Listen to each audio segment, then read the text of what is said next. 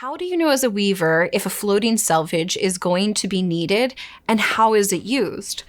A floating selvage is quite literally supplemental threads that are added to our warp and either self-weighted or beamed onto our back beam.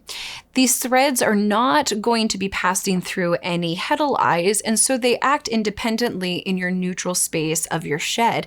Each time you're exiting the shed, allowing your weft material to engage with them and locking in your edges, as well as supporting that weft material so it doesn't pass in perhaps several threads into the interior of your piece. Now, in situations where floating selvage will be useful will be in twills, where perhaps you have a sequence where the thread is going to be coming out and reversing itself.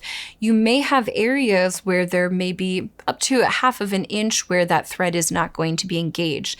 The floating selvage is going to guarantee that no matter what pivots you make or changes in your patterning, it's going to engage every single time. Among the weavers at my local guild, and oftentimes here in my classroom, there are discussions, sometimes trickling into debates over it's better to weight your selvages independently with perhaps some cardboard cones or some other form of weights, or if that floating selvage should be beamed with the rest of your warp. I think the truest answer is that if you can anticipate that a floating selvage is going to be needed for your project during the planning process, it is nice to add those threads right off the bat. Should you experience some tension issues, you can always add supplemental weights to correct those tension issues during the weaving process. However, if you're in the middle of a project and you find that the floating selvage would be advantageous, it's okay to use a T-pin, tie it right into the surface of your fabric, and weight them off the back beam independently. This also might be more advantageous if you plan to change the color of your floating selvage.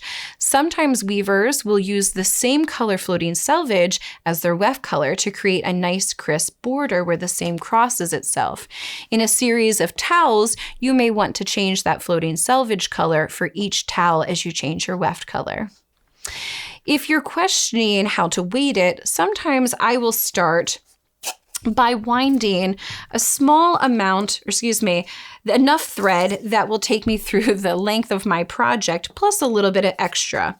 Here in the studio, we make a lot of empty cones as we make warp, so we use one to wind the length of material that we desire, and use a second cone of the same size to capture it and create a self-weighted element on the back of the loom.